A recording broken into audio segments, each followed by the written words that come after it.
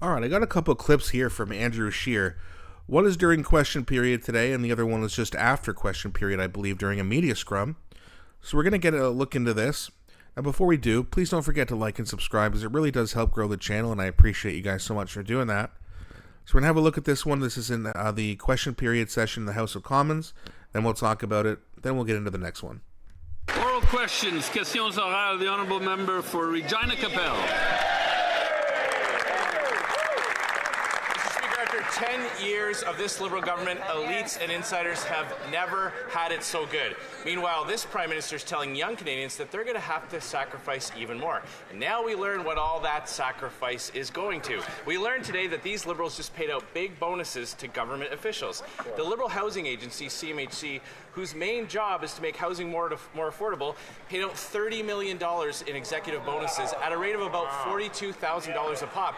Each one of those could have been a down payment for a young Canadian. Why is the Prime Minister telling young Canadians that they're going to have to sacrifice so that he can pay off government insiders?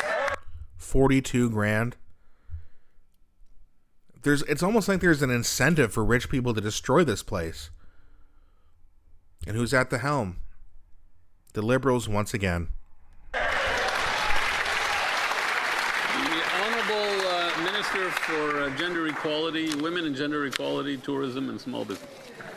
Thank you, Mr. Speaker. Canadians made it clear in the last election they want more homes built, especially for young Canadians trying to buy their first home.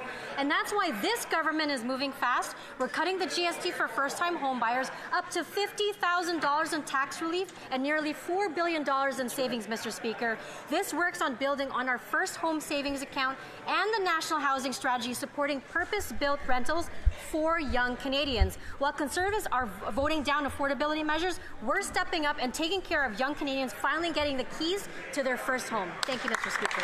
The Honourable Member for Regina Capel. Mr. Speaker, if flushing billions of tax dollars through big bureaucracies actually worked, we wouldn't be having this conversation.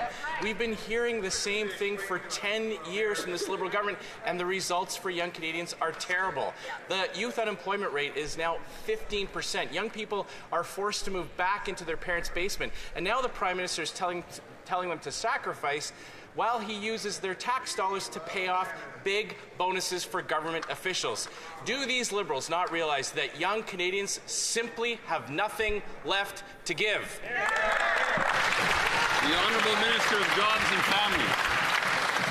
What young Canadians want is a great job, and that's why we're making the investments not only in the things that they need, like good jobs, housing, major projects, but also in the skills training that they need to pick up those jobs. You know, the Canadian Building Trades Union does a fantastic job training young apprentices, and that's why in our budget we will propose $75 million more to Canadian building trades unions and other unions around the country to train our youth who want to do the work, Mr. Speaker. They want to be part of this transformation. Yeah. 10 years to do all this stuff that Patty Hadou just talked about.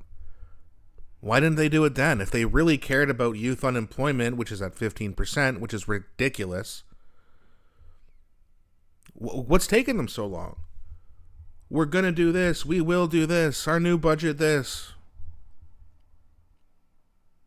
Why didn't you do it? Why? And again, Patty Hadou is a new minister, but again, to trust the Liberals to fix something they broke.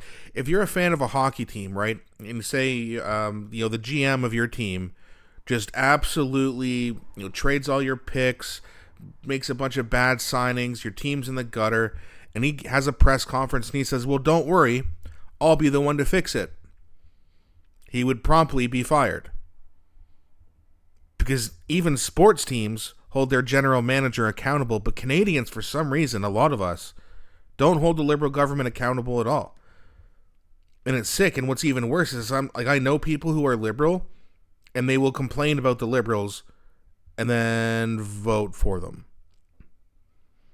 A lot of them didn't even turn on Justin Trudeau until they were told to. And then, oh yeah, you're right, Justin Trudeau wasn't good, but this Mark Carney guy, I really like him.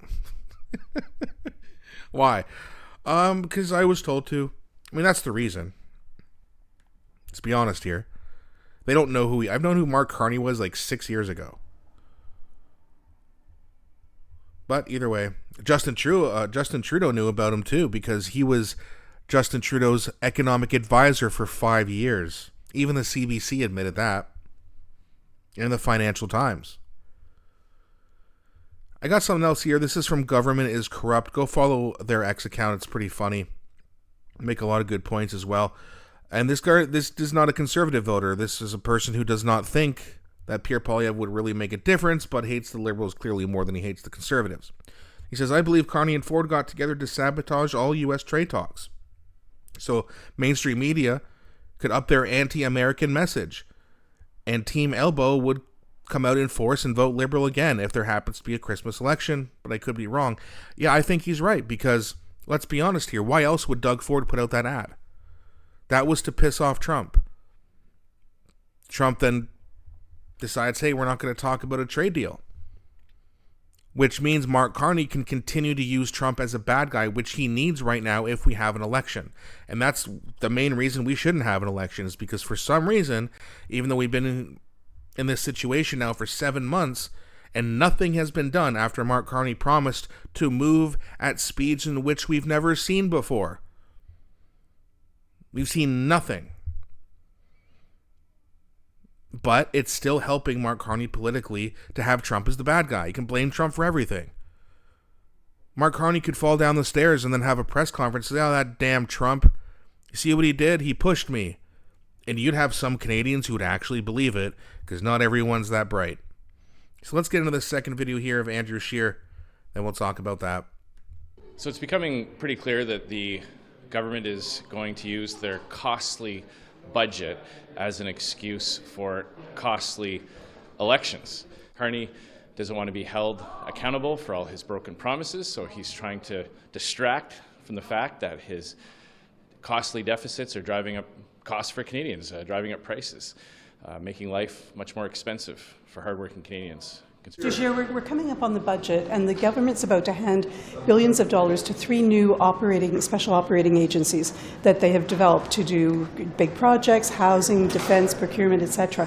The government, however, won't make public the framework agreements that are going to govern those agencies. Any thoughts on that, and whether the government should be making public those documents?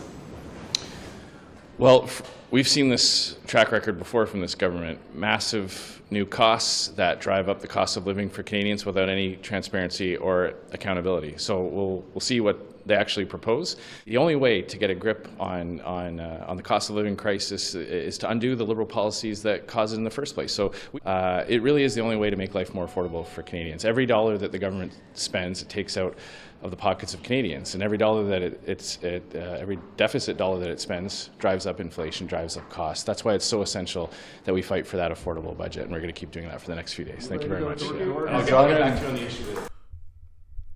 That's the thing, right? It's kind of a tricky situation everyone's in. No one really wants an election, but that's because they know the people don't want an election.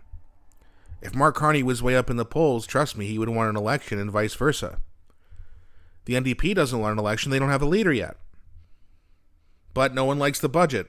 So do you vote for something you don't like, or do you have an election? I think ultimately the NDP will either cave and have to vote for it anyway,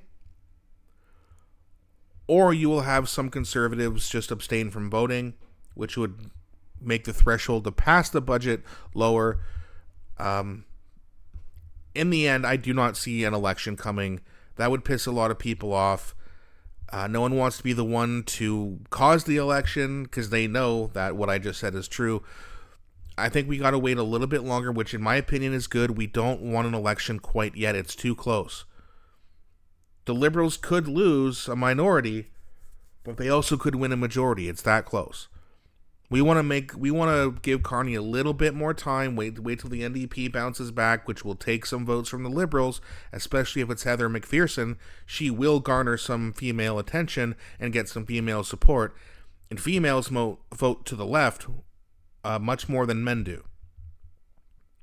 So that's good news for the Conservatives, because if the Liberals right now, let's say they're at 43%, take away 5 points, they're down to 38, Pierre's ahead.